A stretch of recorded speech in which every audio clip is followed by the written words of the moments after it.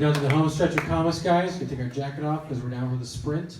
So let's get it down to our first comic. Let's make it louder for him, guys. Jordan Parker.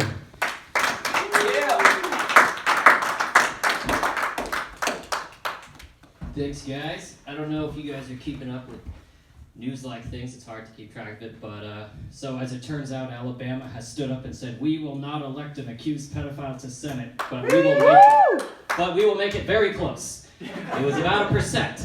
That was the difference. And of course, Mr. Moore, being an accused pedophile, is not taking no for an answer. He wants to challenge the results. Thank you.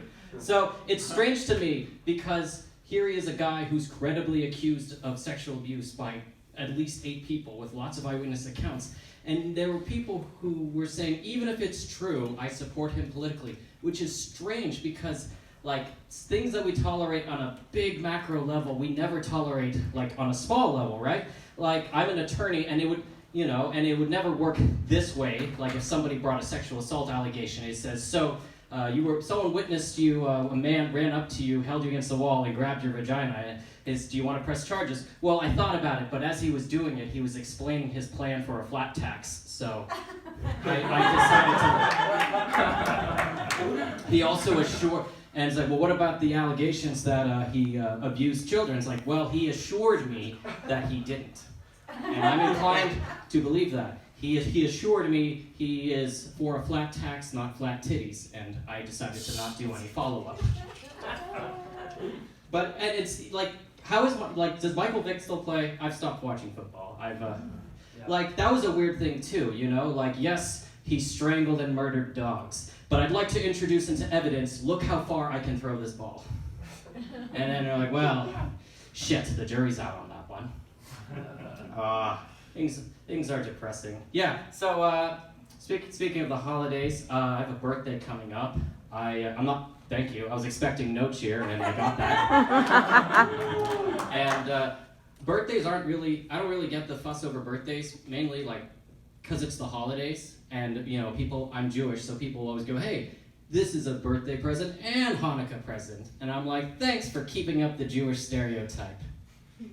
That was nice. And I had to be reminded it was my birthday. That's how unimportant I think of it is. But there are people in this world who are super jazzed about birthdays. I call these people women. See, for me, I had to be reminded it was my birthday. If a woman knows it's her birthday coming up, it's my birthday, everybody, for the next 2 weeks before it's happening, giving you constant updates. And then on the day, they're running around going, yeah, I'm the birthday bitch, because that's what my tiara says. Whee, I'm a princess! See, every woman is ecstatic about their birthday until they hit 40. Then the best thing you can do for a birthday is not acknowledge it exists. And then it doesn't. It's fantastic. Once you stop counting, you stay relatively young. So I will be 33 forever. I'll stop counting after this moment. But birthdays are strange to me. I don't like the pomp and circumstance, and none of it really makes sense, right? If you tried to explain the birthday ritual to someone who'd never heard it, it would sound like the maniacal ramblings of a Viking warlord trying to hastily plan a festival to distract his people how bad they have it. He's like, by royal decree, we shall invite everyone to a celebration of my escape from the uterine prison. And it's like, what about these people you don't know very well? Send it to them. They will feel so uncomfortable that they will not show. But I will also request everyone to send me a present, even if they don't show up at my party. And they will include in all of my boxes a tiny piece of paper that tells you where you got the present from, so that I may exchange it for what I actually want.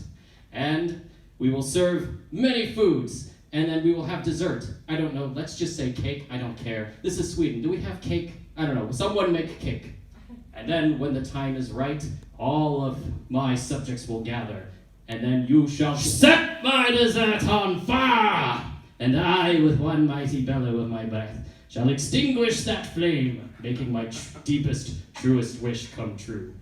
Unless, of course, I tell you my wish beforehand, then it won't come true, because, I don't know, Viking magic. And when we are doing this, you shall all celebrate me in song. Oh, well, we have lots of songs to honor you. No! There is only one song you are allowed to sing. And I cannot emphasize this enough. No two people may sing at the same tempo or in the same key. And we will have to make sure that I am as uncomfortable as possible as you are all yelling this in my direction. And I will not deviate from this plan at all. Unless, of course, we go out for Mexican food. Then I guess you can have an acoustic guitar. But that's it! You guys have been great. I've been Jordan Parker. Thanks, everybody.